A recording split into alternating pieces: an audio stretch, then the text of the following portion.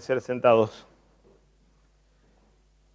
La predicación para esta tarde está basada en la lectura de la epístola, el libro de los Hechos, capítulo 2, versículos 1 en adelante.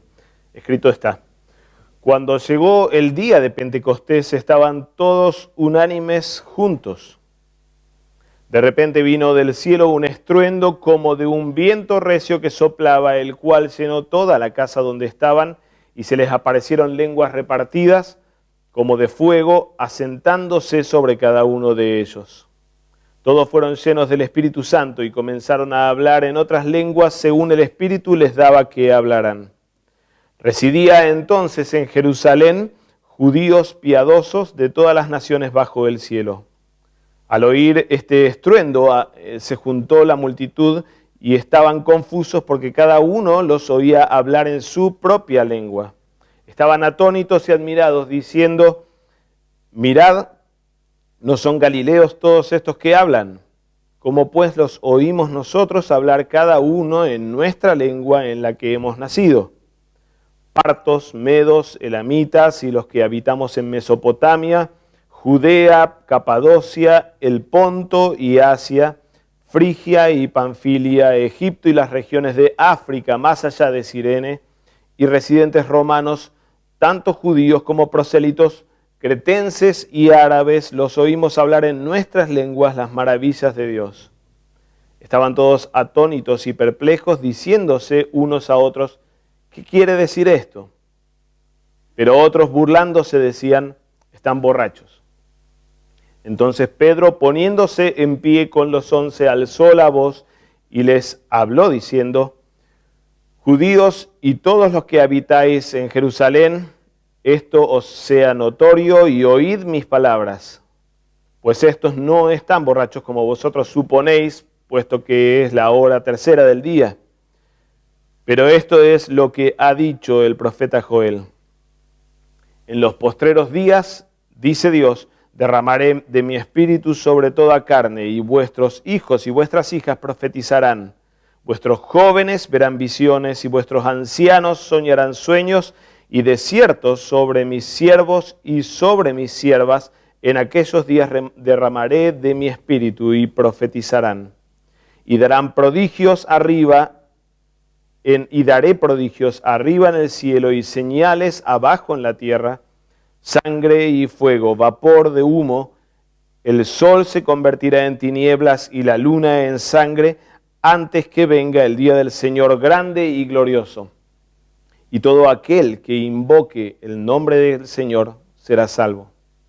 Israelitas, oíd estas palabras: Jesús Nazareno, varón aprobado por Dios entre vosotros con las maravillas, prodigios y señales que Dios hizo entre vosotros por medio de él, como vosotros mismos lo sabéis, a este entregado por el determinado consejo y anticipado conocimiento de Dios, prendisteis y matasteis por manos de inicuos, crucificándolo.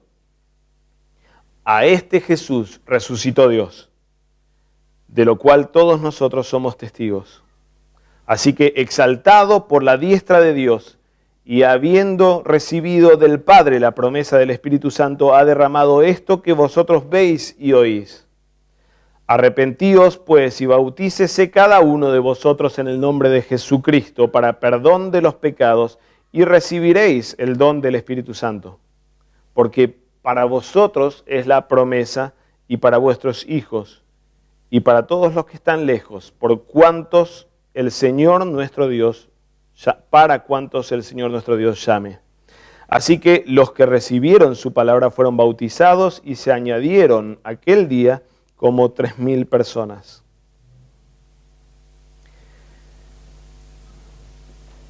La iglesia nunca deja de pasar por instancias y por etapas dramáticas y patéticas, como ciertamente es la que nosotros hoy estamos atravesando como seminario y como iglesia luterana en Argentina. ¿Cuánta distancia hay con la estampa que vemos en Pentecostés de nuestro lugar, de nuestro padecimiento y de nuestros conflictos vergonzosos, lamentables para la Iglesia de Cristo y para nuestra institución. La estampa fascinante que Hechos nos presenta y con la que Hechos nos describe lo que fue aquella iglesia de los primeros días, nos humilla y nos expone en la decadencia como iglesia y como institución por la que atravesamos. Y esa fascinación por tiempos genera envidia en nosotros que pretendemos resolver por vía de una imitación mecánica, como que nosotros fuéramos aquella iglesia y como que nosotros pudiéramos utilizarlas o crear estrategias para volver a ser aquella iglesia de Pentecostés potente y hábil para generar grandes contactos y grandes conversiones masivas. O produce en nosotros una envidia que deviene en depresión y en desprecio, menosprecio por lo que el Espíritu de Dios sigue obrando y sigue haciendo en medio nuestro. Aquella historia de Pentecostés que estamos escuchando y de la que vamos a celebrar este fin de semana ciertamente es una historia fascinante, pero cuyos héroes no son aquellos con quienes pretendemos imitarnos o identificarnos, aquellos grandes héroes de la fe como Pedro y los 11 que se pararon junto a él o aquellos 120 que estaban reunidos en esa casa cuando vibró todo y vino sobre ellos el Espíritu Santo. Los héroes de esta historia no son aquellos apóstoles ni aquella iglesia tantas veces idealizada por nosotros mismos también, sino que los héroes de esta historia, con mayúscula hasta el extremo, son las personas trinitarias que están realizando lo que sucede en nuestra historia. Es el Espíritu Santo que llena a estos cristianos también decadentes y los hace hablar de una forma que ellos no podrían hablar y que no eran capaces de hablar por sus propios medios. La entrega del Espíritu Santo sobre la iglesia en Pentecostés no es premio al mérito de esos grandes hombres, por superiores que los imaginemos y que los veamos tantas veces. No es esta entrega del Espíritu Santo esteroides que potencian la musculatura misionera de esos hombres con ansia y fervor misionero, porque ciertamente no lo tenían de ningún modo, a ese fervor misionero o a esos músculos misioneros. No había nada de esto. Es, como Pedro mismo lo proclama en nuestro texto, el cumplimiento de la promesa del Padre que alcanza ahora, en esta hora, su cumplimiento, su realización, al ser exaltado el Hijo a la diestra del Padre y al recibir el don del Espíritu que ahora Él derrama no sobre algunos hombres ejemplares, sino como el mismo texto del profeta Joel lo había anunciado y como Pedro lo repasa y lo repite una y otra vez, derrama este Espíritu Santo dado por el Padre al Hijo sobre toda carne, sobre toda una humanidad. Es el milagro insólito de Pentecostés en el que los huesos resecos de una humanidad vaciada hasta el extremo de Dios ahora son revividos o vivificados para recibir nuevamente el Espíritu de Dios. Es ese gran milagro en el que el Espíritu, eterno lazo de amor entre el Padre y el Hijo, ahora vuelve a derramarse y habitar sobre una humanidad caída, despojada del Espíritu de Dios. Esta es la gran historia que sucedió en Pentecostés aquel día, y es la gran historia que con gozo como iglesia, en medio de los padecimientos, en medio de la burla, en medio de los abusos de poder, en medio de la decadencia y de la corrupción de la doctrina de Cristo, celebramos y queremos celebrar con gozo y con agradecimiento por lo que este Dios trino hace en favor de una iglesia que no lo merece. Que no lo merece a Él y que no merece sus dones, pero que recibe esto en confirmación de sobre qué base es hecha la obra de misericordia de Dios sobre nosotros. Lejos de ser basado en nosotros mismos, es basado en su gran amor extremo, al punto de derramarse a sí mismo como don supremo sobre una humanidad que, lejos de merecerlo, lo repudia y lo rechaza. Es esta historia preciosa la que celebramos en este tiempo de Pentecostés y vamos a celebrar este domingo con gozo. ¿Cuál es esta historia? Es la historia larga de un Espíritu de Dios que reposaba sobre las aguas y que fue insuflado en la nariz de Adán al ser formado del barro, para ser no solamente ser viviente, sino ser poseedor del Espíritu Santo de Dios como parte de la imagen perfecta y de la justicia original con la que fuimos creados. Ese Espíritu que reposó sobre Adán y Eva desde la creación fue perdido por estos mismos padres nuestros, cuando ellos desobedecieron y rompieron la voluntad de Dios. Dieron la espalda a la palabra santa para correr detrás de otra palabra, distorsionando la doctrina santa y corriendo detrás de sus propias ocurrencias. Este espíritu que deja a la humanidad y que abandona a la humanidad por naturaleza es aquel sin cuyo auxilio el humano no puede nada delante de Dios, como lo confesamos en nuestros escritos confesionales. La declaración sólida dice en el segundo artículo: el intelecto, el corazón y la voluntad del hombre natural y no regenerado no solo se ha alejado de Dios por completo, sino que también se han vuelto enemistad y perversidad contra Dios y se han inclinado a todo lo malo. Además, el hombre no solo es débil, incapaz, inepto y está muerto a lo bueno, sino que también por causa del pecado original se halla tan terriblemente pervertido, infectado y corrompido que por disposición y naturaleza es del todo malo. Es del todo malo, perverso y hostil hacia Dios y sumamente fuerte, vivo y activo, pero hacia todo lo que es desagradable y contrario a Dios. De la misma forma, con la confesión de Augsburgo confesamos que desde la caída de Adán, todos los hombres que nacen según la naturaleza se conciben y nacen en pecado. Esto es,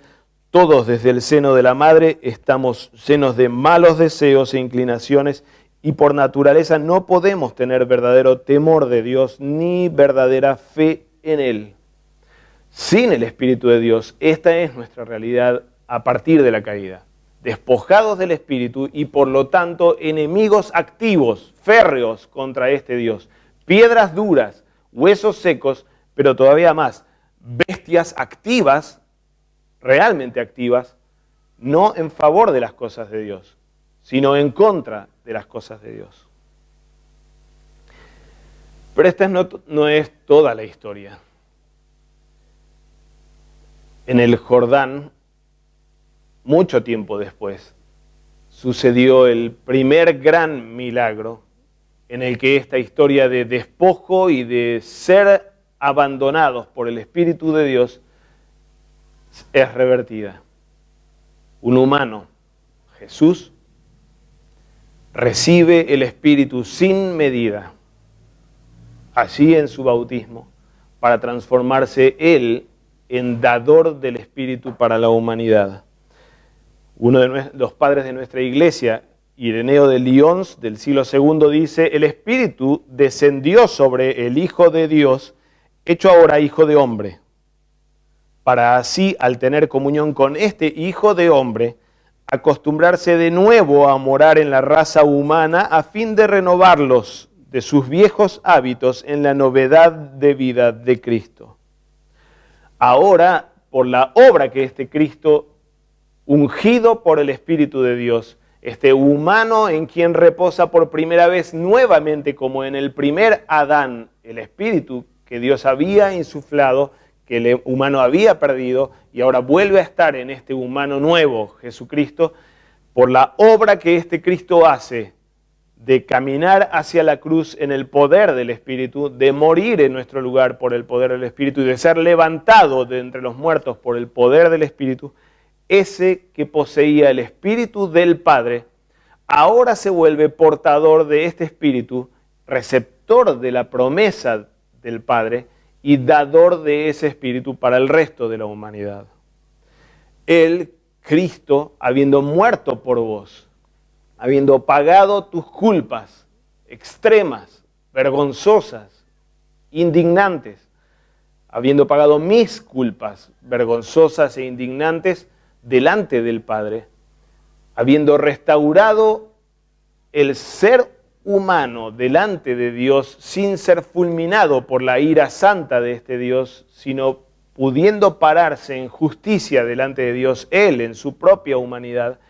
ahora se vuelve portador del Espíritu y dador supremo de ese Espíritu sobre toda carne nuevamente. Aquella carne que lo había perdido al Espíritu. Ahora se vuelve nuevamente receptor de ese regalo creacional y ahora que se vuelve regalo de redención. Solamente esto, la obra que Cristo hizo en tu lugar como humano, representándote y jugando tu propia historia delante del Padre y pudiendo pararse delante del Padre como humano justo y santo, perfecto delante del Padre, solamente esta obra que Cristo hizo en nuestro lugar es lo que posibilita esta historia que hoy celebramos en Pentecostés. Que la doctrina santa se predique y que la doctrina santa sea recibida en fe. Evangelio predicado y evangelio creído no es posible fuera de la entrega del Espíritu de Pentecostés que hoy estamos recordando, celebrando y disfrutando nuevamente como iglesia. Así lo pone Lutero en el catecismo, en el menor, diciendo: creo que no puedo creer, a menos que el Espíritu Santo me llame mediante el Evangelio. Y en el catecismo mayor, diciendo: nosotros jamás podríamos llegar a conocer la clemencia y la gracia del Padre, a no ser por el Señor Cristo, que es un espejo del corazón del Padre. Pero por otra parte, nada podríamos saber de Cristo si el Espíritu Santo no nos lo hubiera revelado. Y esa revelación sucede en la proclamación pura del Evangelio en boca de los apóstoles y de los ministros de la iglesia, y esa revelación sucede en el corazón de aquellos humanos que por causa de la obra del Espíritu Santo reciben esa predicación con gozo, con disposición, con humildad y con obediencia. No miramos esta historia de Pentecostés desde la distancia, como que fuera una historia ajena y solamente para envidiar. Porque nosotros somos esas piedras duras, rebeldes frente a esa palabra. Porque nosotros somos esos huesos secos que Ezequiel pudo ver en la visión. Iglesia putrefacta, iglesia corrompida, iglesia que no tiene vitalidad en sí misma, ni por sus caminos, ni por sus doctrinas, ni por sus trayectorias, ni títulos, ni autoridades humanamente arrebatadas. Nosotros somos esos huesos secos, sin vitalidad, sin potencia, por más que la imaginemos y que creamos que la tenemos, sin autoridad, por más que la reclamemos falsamente, sin capacidad para hacer la misión de Cristo, por más que inventemos las estrategias y copiemos las estrategias misioneras de todas las iglesias falsas que están a la vuelta de la iglesia luterana. Nosotros somos esos huesos secos sobre quien el Espíritu Santo pronuncia una palabra de denuncia para pulverizarnos y exponernos en la nulidad que tenemos en nosotros mismos. Nosotros somos esas piedras duras frente a la palabra que no recibe la doctrina porque no es lógica, porque no es estratégica, porque no es potente desde nuestra perspectiva. Nosotros somos esas bestias salvajes de las que confesamos junto con la fórmula de concordia, rebeldes y activísimos, pero no en favor de las cosas de Dios, sino activísimos en contra de la doctrina de Dios y en contra de las cosas de Dios. No miramos esta historia desde la distancia, la miramos a esta historia siendo aquella iglesia también putrefacta, aquella iglesia cobarde, aquella iglesia marcada por la caída en pecado y marcada por el error doctrinal, como lo eran aquellos 120 marcados por sus pecados y sus temores al judaísmo que perseguía por ser instrumento satánico.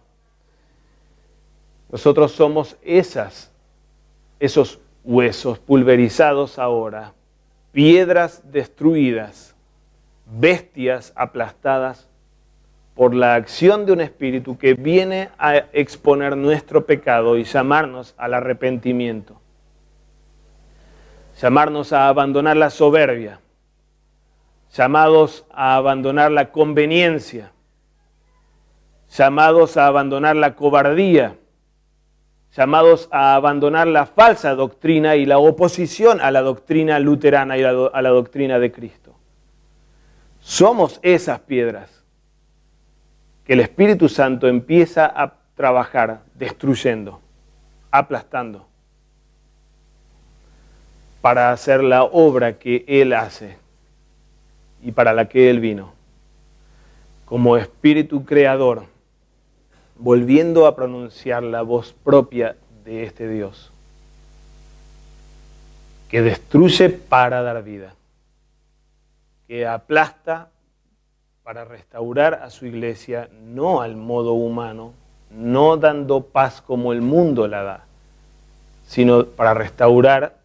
al modo en que Cristo lo hace, por medio de su santa doctrina, por medio de la verdad del Evangelio, frente al error del mundo, pronunciándonos ahora a cada uno de nosotros su perdón, así como Él lo mandó al mundo por medio de la voz apostólica. Este espíritu creador, vivificador, santificador, es el espíritu que hoy a nosotros, iglesia contaminada, caída, y seminario enredado en tantos vicios, nos pronuncia su perdón precioso, contra todo mérito, pero solamente por causa de lo que Cristo hizo, clavando nuestros pecados, clavando nuestras discordias viciosas, clavando nuestra soberbia pretenciosa, clavando nuestras pretensiones de abuso de poder sobre los demás en esa cruz en la que Él murió, para restaurarnos a una vida nueva, así como aquella para la cual fuimos creados primeros en Adán y Eva, poseedores de un espíritu no satánico, no maligno, no de engaño ni de estupor, sino un espíritu de claridad, de confesión de la verdad, un espíritu de vida y un espíritu en el que la iglesia, desde el perdón de los pecados, restaura su doctrina, restaura su vida, restaura las relaciones. Esta voz del Evangelio, profundamente resonante y poderosa, es la voz de Cristo mismo, pronunciada a través de labios humanos, aquellos labios que Él escogió para pronunciar su voz preciosa, la del Evangelio. Aquellos labios que ese domingo de Pentecostés resonó en ese pescador Pedro y que hoy vuelve a resonar en este otro pescador más indigno que Pedro, pero que es usado por ese mismo Espíritu. Te perdono, Iglesia de Cristo, tus pecados. Profesores, pastor, estudiantes, miembros de la congregación y de Hiela, yo perdono tus pecados por lo que hice en tu favor cuando morí en la cruz. Me llevó un costo extremo, mi propia existencia, contradictorio totalmente contra mi identidad como Dios y vida en mí mismo, pero asumida esa realidad por amor a vos, por amor a ustedes, congregación. Porque es por esto que asumí todo el costo y todo el camino que se ve por delante, para sacarte del poder de Satanás, arrancarte de las fauces de aquel que quiere destruir a su iglesia, destruyendo y corrompiendo la doctrina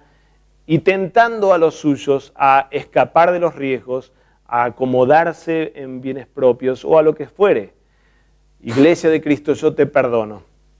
porque para esto pagué el costo que pagué y para esto entregué mi espíritu sobre aquellas bocas indignas para que pronuncien una palabra tan santa y creadora y más santa y creadora que aquella que fue pronunciada en medio de la nada previa a la creación. Este don precioso que Cristo envió al mundo, a toda carne, este don precioso es para ustedes, es para vosotros y para sus hijos y para todos aquellos que están lejos y que escuchan la predicación de la promesa y que por medio de la predicación de esa promesa reciben vida y vida en abundancia.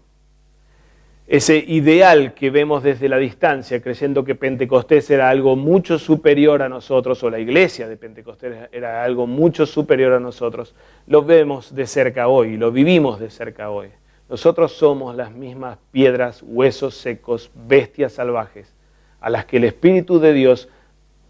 sobre las que el Espíritu de Dios pronuncia su condena para aplastarnos, pero sobre la que el Espíritu de Dios pronuncia esta palabra poderosa y apostólica, enviada al mundo para perdón de los pecados y para restauración de aquello que Dios había soñado y realizado en la creación. Hacer que su Espíritu no sea solamente un privilegio entre el Padre y el Hijo, sino entregar el Espíritu al Cristo exaltado, al humano exaltado, Jesucristo, para que Él comparta ese don supremo con todos nosotros, sus hermanos. Carne que debería ser fulminada, pero que ahora es nuevamente restaurada por el don del Espíritu de Pentecostés. Lo que tantas veces crees que es imposible para vos, quizá porque sería muy difícil dar marcha atrás en tantos años de peleas o de controversias o de pulseadas, lo que tantas veces parece imposible para vos, el arrepentimiento, el reconocimiento de la necesidad de perdón y de luz desde afuera mío, lo que tantas veces te parece imposible y en esta hora quizá a vos te parece imposible, que Cristo nos sostenga como iglesia en su santa doctrina, que Cristo los sostenga a ustedes, hijos, alumnos, en la doctrina pura, es una realidad gozosa que seguimos disfrutando, no por depender de alguien humano, sino porque somos esa iglesia piedra dura, huesos secos, bestias salvajes, pero que recibimos la unción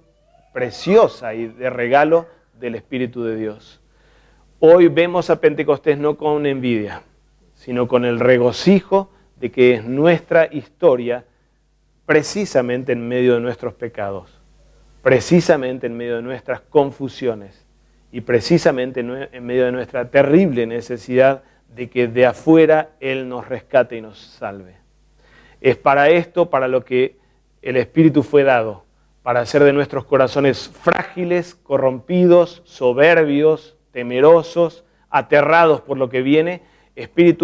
corazones gozosos, confiados en el Dios que tenemos y gozosos en afirmarnos en la santa doctrina en medio de la persecución. Lutero dice justamente para qué Dios entregó su Espíritu en un sermón de Pentecostés diciendo: el Espíritu vino y se derramó en sus corazones para hacerlos seres diferentes, para hacerlos criaturas que aman y obedecen voluntariamente a Dios. Este cambio fue simplemente la manifestación del Espíritu mismo, de su obra en el corazón. Él escribió en sus corazones sus flamas puras y gozosas, restaurándolos a la vida y haciendo que respondan con lenguas de fuego y con manos eficaces. Ellos se volvieron nuevas criaturas, conscientes de tener mentes e inclinaciones totalmente diferentes. Entonces, todo fue vitalidad y luz, comprensión, voluntad y corazones que arden y se deleitan en lo que es aceptable para Dios. Que este sea nuestro privilegio, hermanos, no porque estemos bien, sino porque estamos mal, pero porque tenemos un Dios absolutamente misericordioso, que se compadece de su iglesia perversa, entregándose a sí mismo como don supremo de vida eterna y de arrepentimiento y de nueva vida gozosa y de misionera como Él mismo lo quiere y como Él mismo lo planeó. Que el Señor nos afirme en este regalo tan precioso y nos dé el gozo de Pentecostés por encima de los ataques del diablo, reconociendo quién es Dios, reconociendo cómo este Dios actúa en nuestro favor y reconociendo la obra maravillosa que hoy no miramos con envidia hacia atrás, sino con regocijo en nuestro medio necesitado de su misericordia. Que Él nos colme de este don y de este gozo que el Espíritu Santo, entregado a la iglesia otra vez ahora, nos llene, nos dé y nos colme. Amén. Que la paz de Dios, el amor de nuestro Señor Jesucristo y la comunión del Espíritu Santo sean con nosotros hoy y siempre. Amén.